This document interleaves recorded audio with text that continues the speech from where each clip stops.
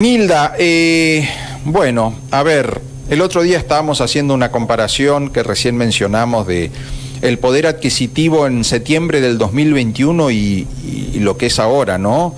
Un año después, y cómo se compran mucho menos kilos, mucho menos paquetes y mucho menos botellas de aceite, muchos menos paquetes de harina, muchos menos kilos de productos de todas clases que hace un año atrás, y eso no tiene discusión, eso lo sabe la gente perfectamente. Ahora, la cuestión es cómo se defiende el poder adquisitivo, cómo se defiende el salario con esta inflación galopante. Pregunto a una mujer que la peleó siempre en defensa del sueldo de los docentes, ¿no?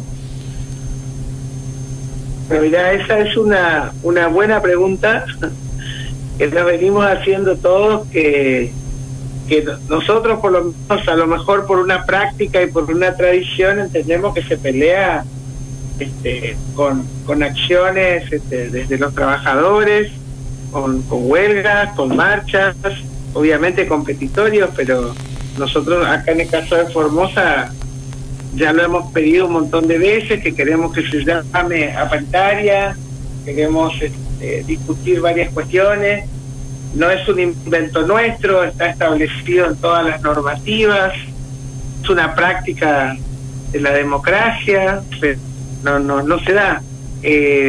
Justamente ayer, el viernes, estaba mirando que la Asociación de Abogados Laboralistas hacía una charla, obviamente para abogados, algo así, decía como la lucha por el salario en un contexto hiperinflacionario, una cosa así era, ¿no? Y decía, yo me hubiera gustado escuchar qué decían los abogados respecto de ese tema, ¿no? Cómo se plantea, cuando también hay desde los grandes medios toda una campaña en contra de los sindicatos que pelean salarios, ¿no? Claro. La prueba fue el conflicto del neumático, o sea, yo nunca creí a esta altura de los siglos de la humanidad leer los comentarios que leía respecto de una lucha que era por salario, donde los trabajadores encima decían, producir el neumático no se vende tanto, en el mercado el neumático se vende tanto y a nosotros nos pagan la jornada tanto. O sea, ni siquiera nos poníamos del lado del consumidor.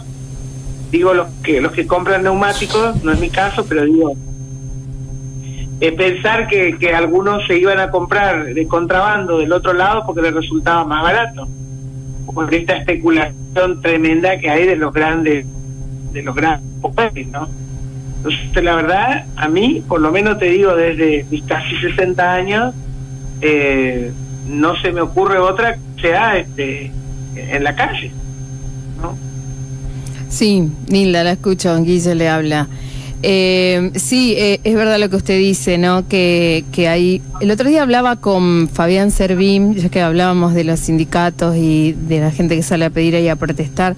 Charlábamos con Fabián Servín con respecto a lo que yo le decía, que la gente se enoja y mucho cuando cortan rutas, que ellos estaban planificando un piquetazo a nivel país si es que no se cumplía un acuerdo que lo había dejado Zabaleta antes de irse y la nueva ministra lo desconocía y no lo quería hacer efectivo, entonces si no se llegaba al arreglo. Y bueno, le decía yo con respecto a las opiniones, como vos decís, a los comentarios de la misma gente, cómo arremete en contra de los que cortan rutas, de los que protestan. No es lo mismo, claro, que protestar frente a la Casa de Gobierno que cortar una ruta nacional.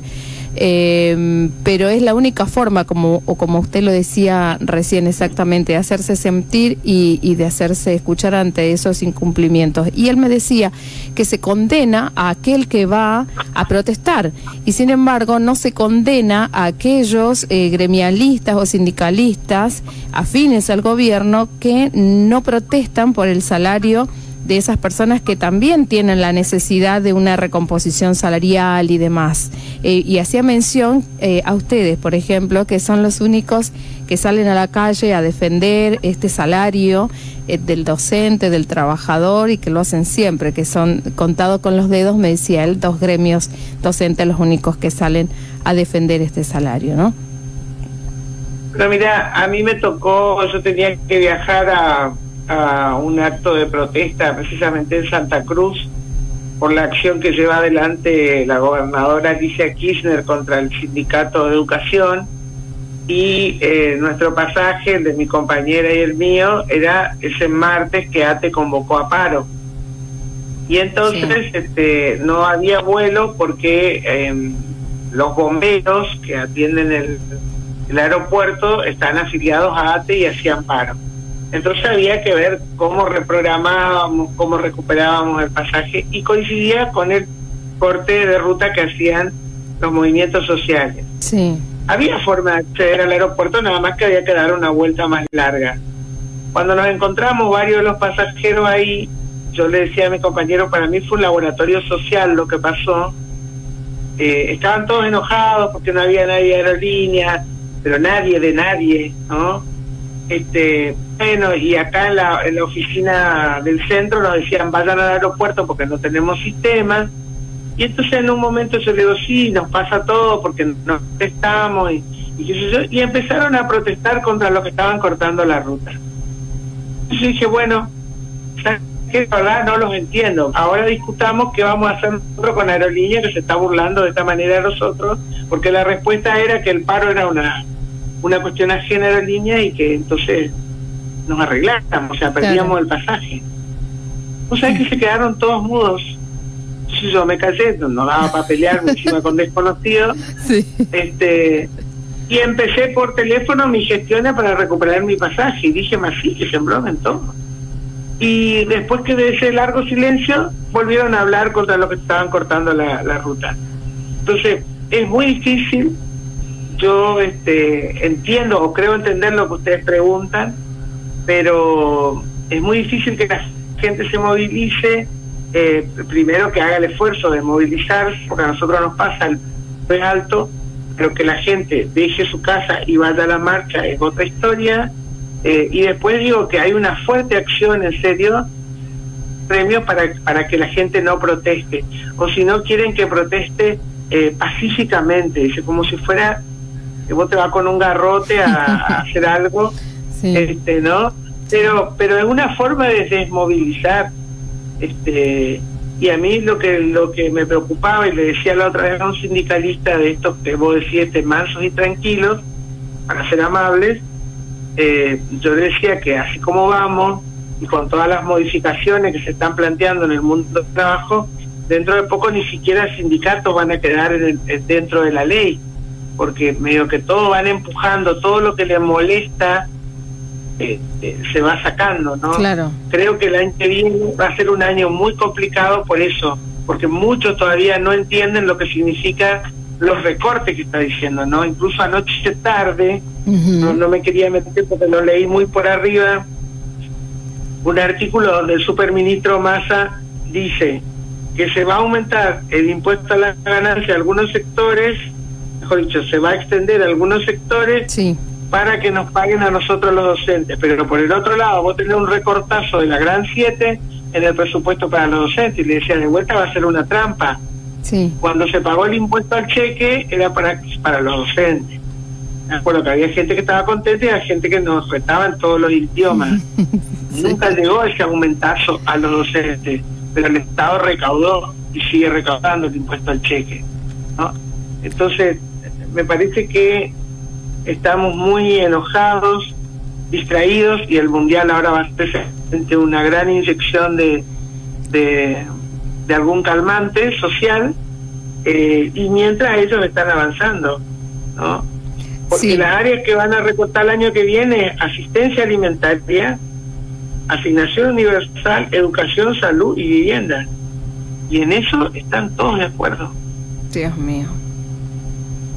Y bueno, siento nomás lo que va a pasar. Creo que hay una marcha este jueves, de vuelta, jueves, creo, de las maestras auxiliares o de apoyo a los chicos especiales.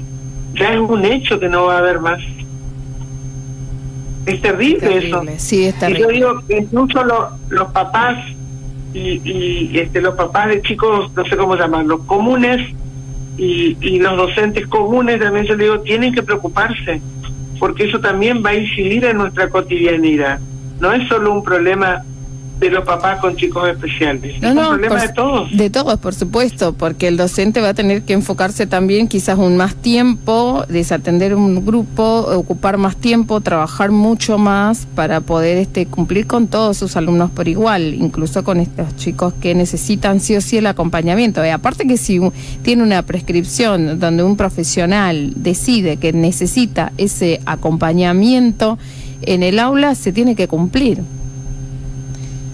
Exactamente. Es terrible. Y volviendo a tu pregunta, sí, a tu pregunta inicial, en el caso de Formosa, fíjate que la canasta ya está en 128.000 y para hoy en septiembre todavía, septiembre, para ahora todavía para el sueldo de octubre todavía no llegamos a los 80.000. Ajá, exacto. El salario de octubre inicial docente va a ser de 73.600.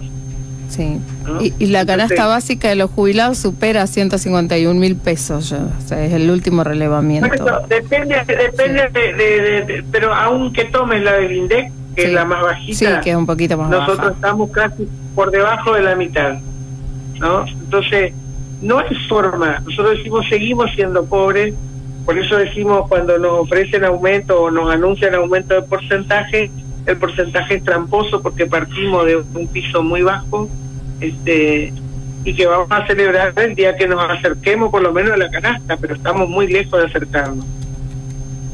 Sí, y bueno, mientras tanto tenemos un gobierno nacional que trata de distraernos con otras cosas, preocupado por Gran Hermano, tenemos un gobierno en la provincia ocupado en el operativo por nuestra gente, todo, y los defensores, ¿no?, que tratan de remontarnos en la historia, en el tiempo, también para tapar un poco la realidad y llevarnos para cualquier otro lado.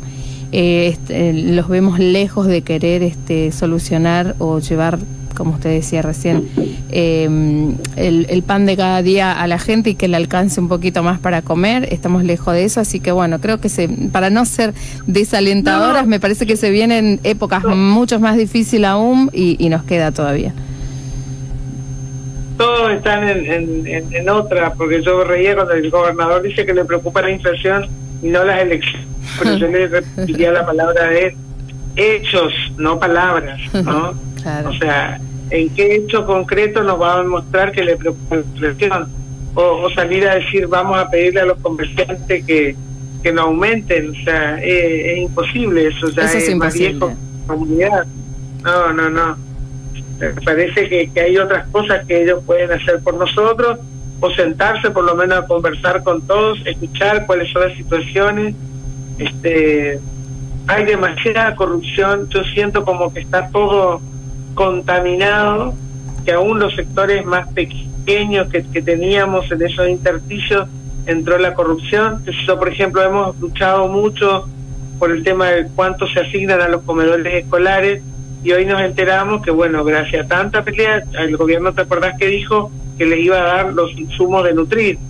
Sí. Entonces ahora ya tenemos denuncia de los docentes y de los padres, y Nutrir manda todos los alimentos que se consumen, y ahora esa miseria de plata que se cobraba se lo queda el director o la directora, ¿viste? Es una locura. Es terrible. Escuelas que están exigiendo a los docentes que si no venden determinada cantidad de cartones del bingo, le van a bajar el concepto en colaboración.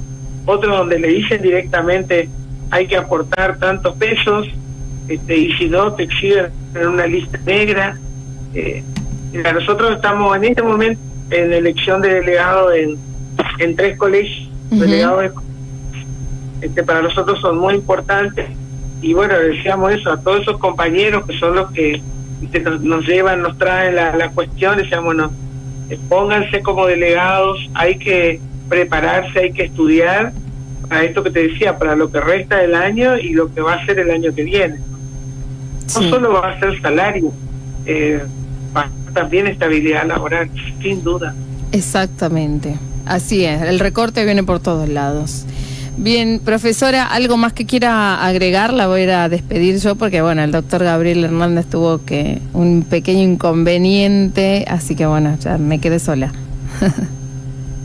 Bueno, mira, decirle a todos los compañeros que hay que dejar de protestar en silencio, de masticar rabia, que eso solo enferma, que hay que empezar a conversar con los compañeros, digo, todos, no solo los docentes, los estatales, en cada sector donde estén, organizar, exigir a los sindicatos que reclamar lo que nos está pasando. Reclamar lo que corresponde, ¿no, profesora? Reclamar lo que simplemente es salir a reclamar lo que nos pertenece y lo que le corresponde a cada docente, sí. Pero por eso decía, no podemos todavía entender cómo pueden haber gremialistas que salieron a decir después del anuncio del gobernador que empatamos a la inflación. Sí. Dice que le empatamos, ¿viste? ¿Desde qué lugar dice, cómo era el dicho ese de la Coca Sarli? ¿Qué pretende usted de mí? O sea, ¿qué les pasa? ¿Desde qué lugar dicen eso? No sé, yo con toda la gente que me cruzo, que trabaja, que vive de su trabajo, no le alcanza. Estamos endeudados, a esta altura del mes ya estamos enojados y mirando a ver si ya sale el cronograma. Y que el gobierno se da cuenta, por eso los cronogramas cada vez se adelantan más. Sí, cada vez más. Entonces, no nos mintamos, ¿viste? No nos mintamos. No vamos a poder solucionar la situación si no partimos de un diagnóstico correcto. Y en eso, insisto, que creo que era la pregunta inicial del doctor, sí. ¿Cómo vamos a lograr que el patrón reaccione y nos aumente el salario si nosotros no se lo hacemos saber qué grado estamos disconformes o enojados o preocupados o angustiados porque el salario no nos alcanza, ¿no? Bueno, más allá que este patrón sabe muy bien eso. Este patrón no es nuevo, este patrón es pero es una manera no espero una acción del patrón por esto que decimos, porque sabemos que como es, pero estoy hablando ya de nosotros, o sea, nosotros vamos a tener la responsabilidad, y nosotros todos, cada uno de los trabajadores, porque algunos dicen el gremio, ¿qué hace? El gremio hace lo que la base le plantea, lo que la base le discute, ¿no? Entonces, bueno, en eso debemos estar. Sí.